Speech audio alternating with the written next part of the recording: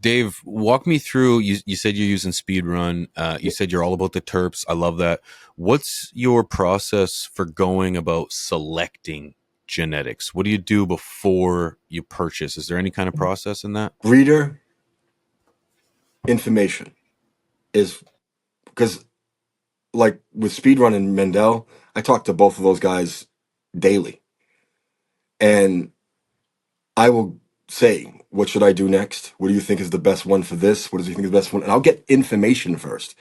Look, these guys are building businesses or have businesses. They're not, some celebrity that you can't talk to. They're person. They're growers. They're breeders. They want people who get this stuff that show their stuff to do well. So they're going to lead you down the right path. And I think it's important to those who want to grow, especially in the autoflower space, is talk to the breeder you're buying from and learn what they think is great, what they think is okay, and listen to what they're saying. Don't think you know everything, because you never know everything. You learn in this thing every single day.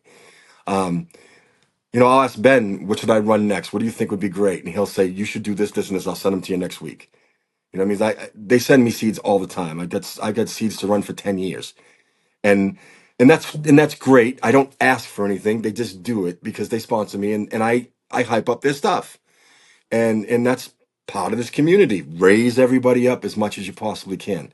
Don't take their channels away and don't do stupid stuff.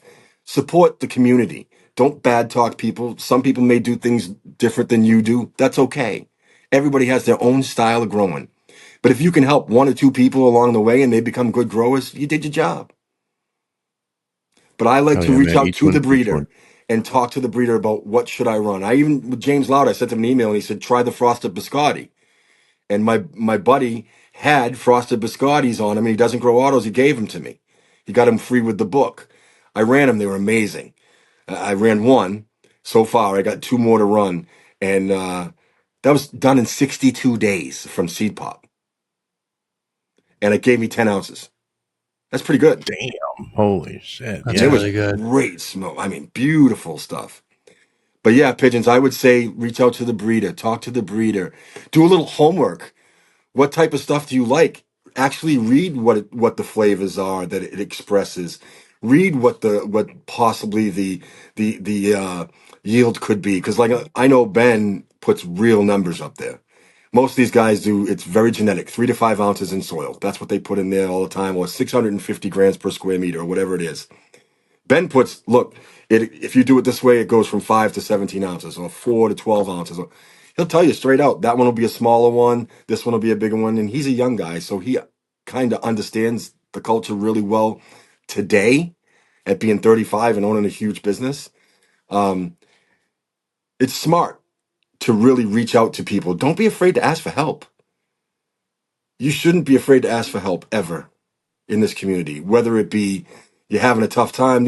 I've met some of the nicest people ever in this community. You three guys are right there, man. I mean, you guys didn't have to look at my stuff. You guys didn't have to answer me when I messaged you and stuff, but you did. And Oh yeah, man. That's right there for community, it. You know dude. what I'm saying? That's what it is, brother. I think it's the difference of people who we've all been in the same position in terms of like the passion and Yeah. not having people around us to talk to and wanting to nerd out on this stuff or wanting to share these experiments. And it's somebody across the globe or the country or somewhere else, like on the internet usually, that then you bond with over the plant. And you find these other common grounds and these other things that you're like, oh, like that's how me and the boys became such good friends, man. It It's was all bizarre, you know? organic. Yeah, I know. It's crazy, dude. Pardon the pun, but I mean it's true. Like that Canadian trip you guys took and you went down the river, dude, I was laughing my ass off. Dude, My we were buddy. literally just plotting on this trip. We're conquering this damn river again. This time we Oh, don't have an AC Infinity show scheduled. right. We're gonna survive. I We missed you don't. guys over there That was though. the pressure of not knowing where we were, Yep. being out of supplies, primarily herb, and then having a show that we were late for. So this time we're prepared. Sid must have been, whew. Yeah, man. She That wasn't was out of stoked. control. She's great. So you talked about the breeder and how it is really good to have that connection with the breeder to find out, not only what you can run next, but the breeder can really open up and tell you what environment that those genetics work well in. And I want to ask you, I know it really depends on genetics, but what do you typically aim for environment, temperature, humidity when you're growing indoors in particular?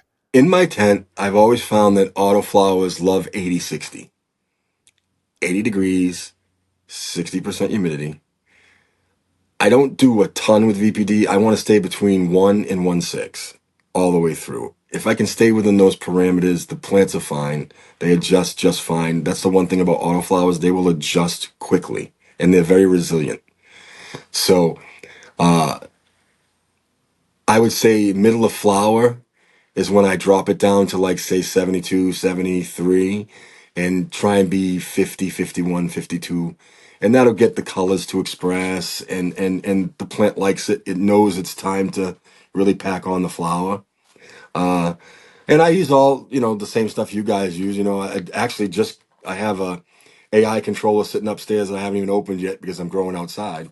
But yeah, I haven't played with that yet, but I've heard good things about it. So I'll play with that when it's time. Um, I would say if you can keep it between 72 and 80, and you can keep the humidity between 50 and 60, you'll do real well as far as environment goes. I mean, and I Yeah. learned that from some high guy. Uh, he was growing Monster Autos. I was telling Chris Oh, about it's on a his show. username. Oh, Okay. great Yeah. name. He disappeared though, man. He was a really good guy and really outreaching guy, and he grew some monster autos. This is 5, 6 years ago when nobody was doing it. You know what I mean? 2.7 pound Dr. Cripley's incredible bulk. The thing was huge. It filled his whole 4x4. I was like, holy crap! Similar to the one that High Again did with the Gorilla Cookie. Dude, yeah, I was just thinking about that one. The only people I see growing massive ones, you know, obviously lately it's changing, so I can't say that, but primarily High Again were one of the first people years ago, back before they did their Sunday live stream. Me and traded our Sunday live stream, Yep. and found out they were in Grand Rapids, and I was like, holy shit, are these really autos? Just tell me the truth.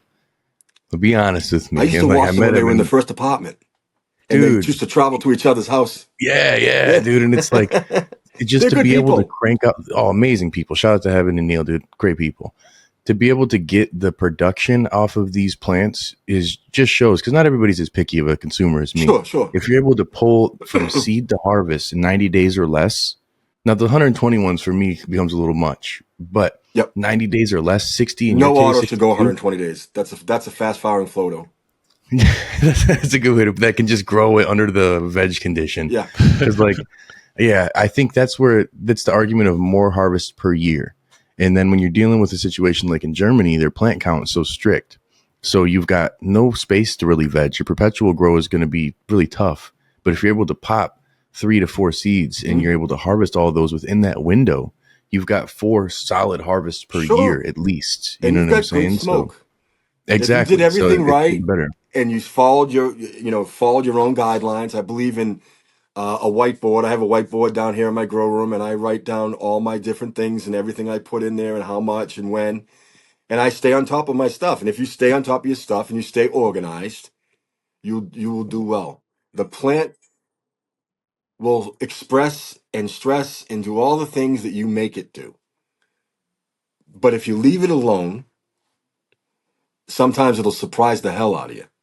Like, for instance, High Again. He made that custom top for the pot. He took off for 10 days and left it alone. This is what I keep trying to tell everybody. During veg, leave your autoflower alone unless you have to take something off of it or you have to do something with it. And then once it hits flower and stretches over, you can go to town. You can strip it, you can swaz it, whatever you want to do, it's not going to stop it from flowering. And it'll make it express differently. But if you can get through the stretch without getting too handsy, you will have a nice big, how do I want to put it? Positive grow. You'll have a really good grow, and you'll sit back and say, geez, I didn't do much to it, but it just did its own. Because it's the reason why they call it an auto flower. Because it automatically is going to give you flower. This FTS clip was brought to you by AC Infinity, leaders in garden innovation. Use discount code TheStash15 at checkout to save some money on your order. From the Stash Podcast.